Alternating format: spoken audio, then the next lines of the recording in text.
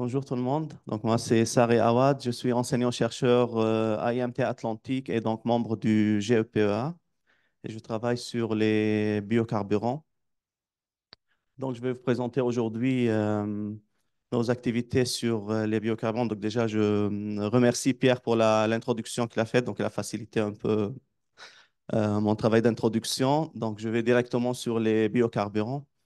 Donc, actuellement, sur la nouvelle directive européenne de la RED 3, donc la directive sur les énergies renouvelables, il y a un volet dédié au transport. Et donc, dans ce volet-là, on trouve un objectif d'atteindre 5,5% de biocarburants avancés dans le secteur de transport en 2030 et dont la part de carburant de synthèse est de l'ordre de 1%.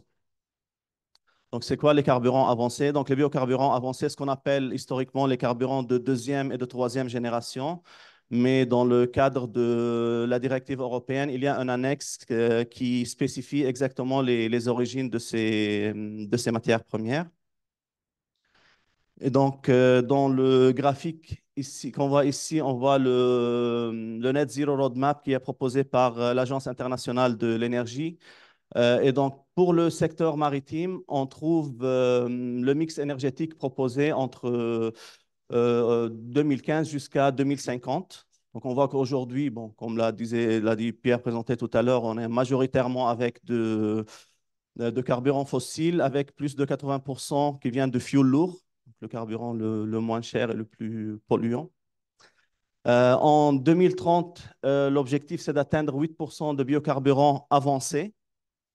Et entre 2040 et 2050, on voit donc que dans le mix énergétique, on réduit de plus en plus le fuel et on augmente les autres carburants, y compris les biocarburants. Et donc, à court terme, ce sont les carburants avancés qui prennent le pas sur les carburants synthétiques et après, ce sera inversé au-delà de 2040.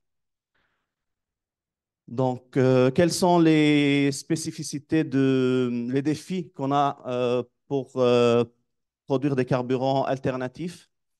Donc, pour l'instant, on a des carburants qui sont produits à prix compétitif. Donc, comme j'ai dit, plus de 80% de carburants utilisés sur les bateaux aujourd'hui, c'est les résidus de produits pétroliers. Donc, ils font une densité énergétique assez importante. C'est ce que Pierre, tout à l'heure, il a insisté dessus.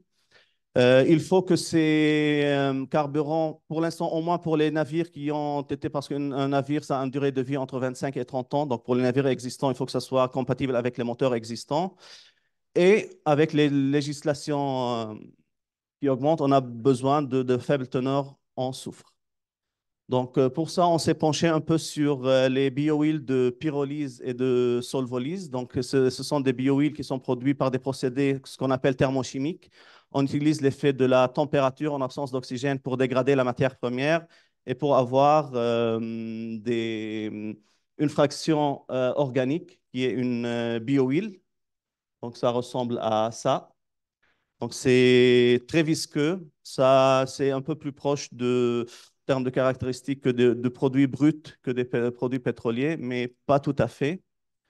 Et on va voir après qu'il faut un raffinage de ces produits pour arriver à produire des carburants alternatifs. Donc là, le schéma global sur lequel on se base les voies thermochimiques, c'est pour les déchets secs, on utilise la voie de pyrolyse. Pour les déchets humides, on utilise la voie hydrothermale ou bien la voie de solvolyse. Donc, les deux, ils vont nous donner une biohuile ou un biobrut qu'il faut derrière raffiner. Donc, soit pour le raffinage aussi, on a le choix entre un raffinage doux. Donc, on ne va pas faire un raffinage assez poussé. Et donc, là, on aura un carburant plutôt compatible avec les bateaux. Et donc, c'est plus proche des caractéristiques de fuel lourd. Ou bien on peut aller jusqu'à un raffinage poussé, comme on fait avec les produits pétroliers. Et là, on va fractionner pour avoir différentes coupes. Donc, on va produire des molécules à intérêt, on va produire des carburants pour l'aviation et des carburants pour le secteur maritime et une fraction diesel qui peut aussi être compatible avec le transport routier ou bien remplacer le diesel marin. Donc, sur l'un des projets que je vais présenter aujourd'hui, c'est le projet Valomat Bio, donc qui a été financé par l'ADEME. Et donc, il a fait un consortium qui a été mené par Indigo et qui visait à valoriser les matériaux d'isolation biosourcés dans les bâtiments en fin de vie. Donc, c'était un travail prospectif sur lequel on essaie d'aujourd'hui anticiper la fin de vie de ces produits qui entrent en jeu dans le bâtiment. Et donc, dans l'une des voies qu'on a étudiées, c'était la voie de pyrolyse, suivie par une solvolyse pour produire une biohuile raffinée qui peut être compatible avec les carburants maritimes. Donc ici, on voit les deux graphiques. Donc le graphique en haut à gauche, donc on voit ici une caractéristique importante des carburants, c'est la teneur en oxygène et en hydrogène. Donc pour un fuel lourd, donc le carburant qui est utilisé aujourd'hui, c'est presque 0% d'oxygène et la teneur en hydrogène, c'est autour de 1,6. C'est en molaire, donc pour un carbone, il y aura à peu près 1,6 hydrogène. Pour le produit pétrolier brut, on est aussi proche de zéro oxygène, alors que les produits de pyrolyse, vu que la matière première utilisée, c'est déjà de la biomasse qui contient beaucoup d'oxygène. Donc là, après la pyrolyse, on reste à une teneur en oxygène qui est assez proche de celle de la matière première quand même. Et après le raffinage par voie de solvolyse, on est arrivé ici. Donc, on a déoxygéné, on s'approche plus de pétrole brut, mais du fuel lourd. Mais on voit ici qu'on est en perdant de l'oxygène, on a également perdu de l'hydrogène. Parce que normalement, lorsqu'on déoxygène une biohuile, il y a deux voies essentielles. C'est soit on perd ça sous forme de dioxyde de carbone. Donc, on va prendre des carbones donc, on va perdre un peu de carbone, mais on va éliminer de l'oxygène. Soit c'est la déshydratation, et là, on est en train d'éliminer de l'hydrogène en plus de l'oxygène. Donc, sur l'autre graphique à droite, donc là, on a pris l'exemple d'un seul matériau, c'est l'isolant à base de chanvre. Donc, après pyrolyse et puis raffinage, donc on arrive à un produit qui a la même viscosité exigée pour le carburant RMA10, mais avec une densité qui reste assez élevée.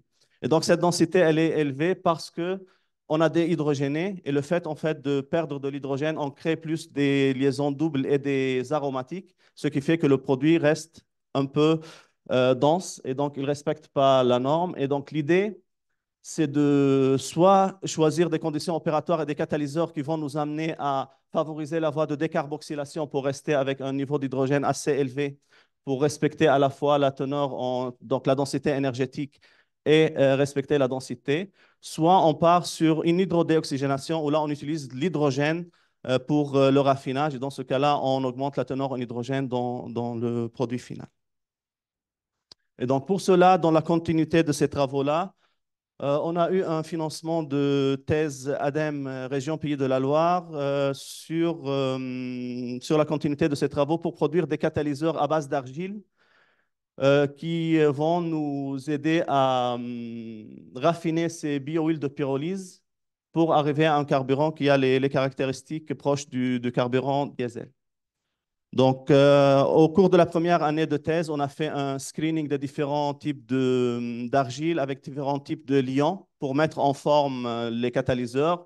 Et on a commencé à faire les premiers tests de caractérisation de ce catalyseur, donc caractérisation structurale et caractérisation en termes d'acidité et de site actif.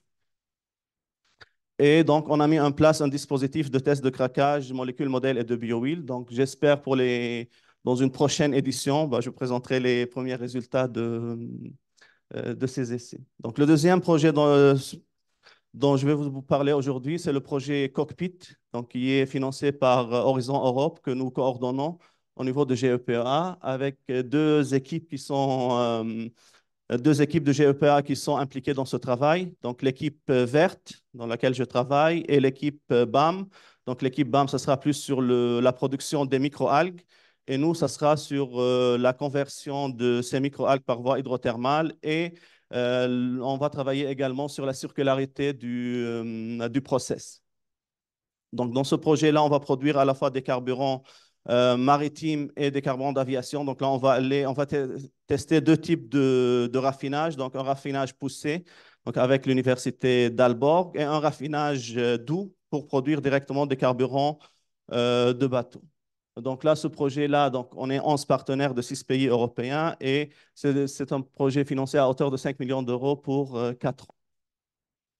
Donc ça, c'est le schéma global de la bioraffinerie. Donc on va adopter un concept de bioraffinerie pour ce procédé. Et donc on va étudier des scénarios pour faire un outil d'aide à la décision pour savoir quelle voie il faut utiliser et quel carburant faut-il privilégier. Est-ce que ce sera l'aviation ou le carburant maritime selon les contraintes de l'investisseur.